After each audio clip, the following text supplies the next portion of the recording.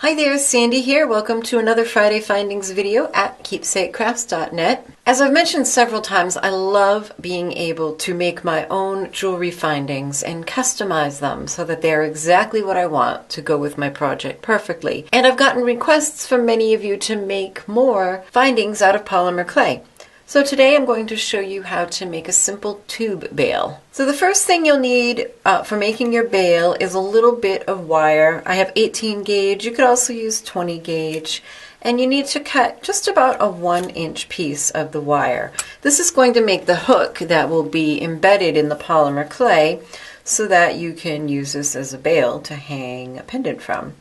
So just center your piece of wire in your round nose pliers or bail making pliers, depending on how big you want to make it. Decide how big of a loop you want. I'll make it about as big as these pliers can go, which is about a 4mm loop. Then just bend that wire in half around the pliers. Then grab those ends with flat nose pliers and just bend them out. And that's that. Just make sure that the wires are on the same plane in all directions so that they will fit nicely inside your tube bail. If you need to, you can trim these shorter depending upon how wide you're going to make your bail. So once your bail is made, you need to get out your polymer clay, and we're actually going to make this in 2 layers. I tried a few different ways and I found this was the easiest. So this bit of clay has been rolled out on about the 2nd or 3rd thinnest setting on my pasta machine. It's a number 7.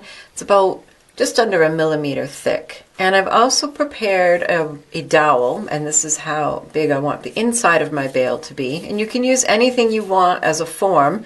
It just depends on what you're using as a stringing material. How much of a hole do you need in there for your material to go through? So this is a 1/4 inch dowel, and I've wrapped it with a piece of paper and taped the paper, and the paper and the tape are just fine in the oven that you bake your polymer clay in, a 275-degree oven. So now I'm just going to trim to the width I want my bail to be. Make sure I have a square end, and then go ahead and wrap it around the paper. And then we'll just wrap, and I don't know if you can see that line there that it made, but that shows me where to cut. I'm going to cut just inside that line. You get a neater finish if you have to stretch the clay ever so little to make it meet, rather than if you have too much and it overlaps, then it's just kind of messy. And I'm just going to rub this a little. You don't have to have a perfectly smooth seam, as this is going to be hidden.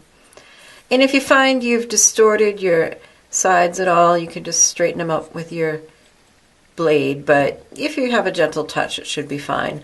Then this is going to go into the oven.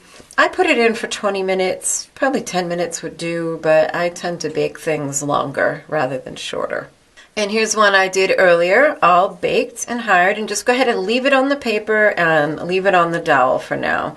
And now you need another sheet of your clay, and this one's a little bit thicker. This one I rolled out on the 3, or the 3rd thickest setting on my pasta machine. It's about 1.5 millimeters thick. If you want to have a textured bail, now would be the time to apply a texture. This is kind of a fun set of Christy Friesen textures that I got called random textures, which is best for this, is some kind of random texture.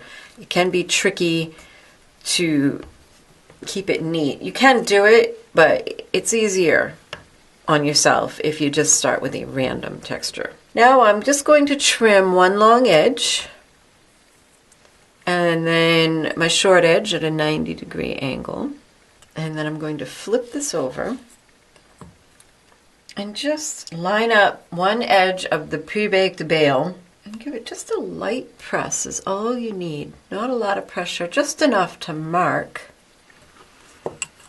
how wide you want to cut this. You may have to trim it later, but if you can cut it just right, that's fantastic. And then I'm going to, just for strength purposes, make sure that I don't start on that seam. And go ahead and roll this, and then do oh, I forgot. You do want to apply just a tiny bit of liquid clay. You don't want to add much because it will get slippery and just be really difficult to manage. So I dipped my brush in and then I wiped off both sides of my brush. So you can hardly see it. It just makes it tacky. Like I said, if you add too much, it just slips and slides around all over the place and is rather difficult to manage. And once again, let the clay mark where you want to stop and then cut just inside that line. Add your little metal piece that we prepared earlier. And this is really the only fiddly part.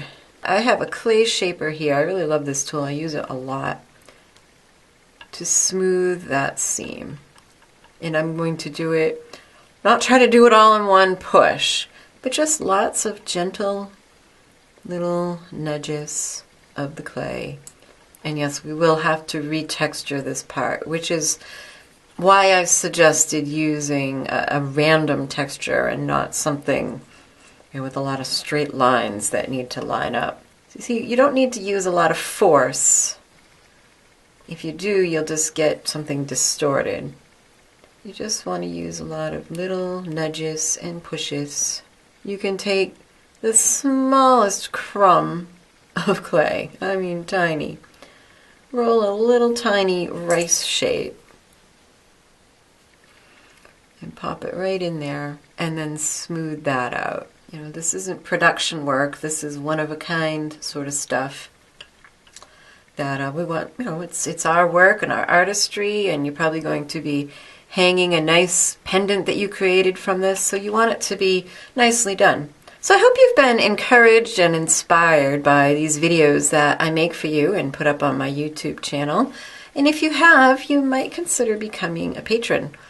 Not only do you get the satisfaction of knowing you're keeping these tutorials coming for everyone, but you also get great rewards like chances to win some of my creations, bonus videos, bonus templates, sneak peeks and such. If you check out my Patreon page, you'll see how you can help out for as little as $1 a month or whatever you can afford. One thing I like about this texture sheet by Christy Friesen is that it's not just square edged and there's all these innies and outies, and I found that helpful here as I put it on here and just kind of put the texture back in. Now these edges are all wonky because of the texturing. Take your blade, sharp side towards the clay please, and just ever so carefully start cutting until you'll feel that edge of the baked clay. The sharp part's against the paper, the edge of the blade is against the baked clay, and then you can just roll it around and clean up. And that wasn't bad at all. And if need be, we can clean this up further after baking by sanding. I was able to do it earlier a little bit neater than this, but it can be tricky to do it for the camera. So once you take all the time to get it just nice, now one thing to remember, one thing I had to kind of get over, as a cook, you know, most of us have baked for our families, baked cookies and cakes. So you're making a cake, you take something that looks like a gloppy mess, you put it in the oven, and out comes cake or brownies. It just gets better. Doesn't work that way with polymer clay. With polymer clay, what you put in the oven is exactly what you get out. It's not going to be any better. So make sure before you put anything in the oven that you really take the time to look it over and make it exactly what you want it to be, because that's what's going to come out of the oven. So here's one that I made earlier, and this came out pretty nice with straight edges. It actually will go like this, have a nice thick cord going through it. If you wanted to refine these ends more, you could, like I said, sand.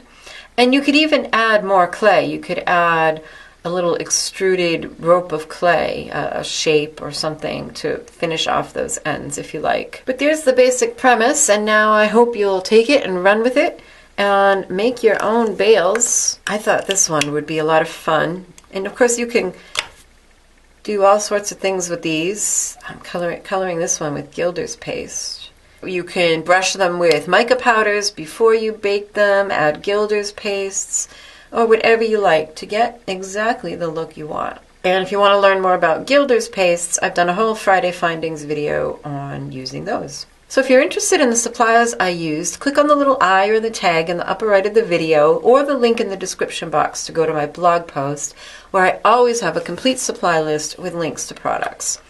Be sure to subscribe if you haven't already, and take a peek at my Patreon page for how you can get great rewards and help support these tutorials. Happy creating! Bye-bye.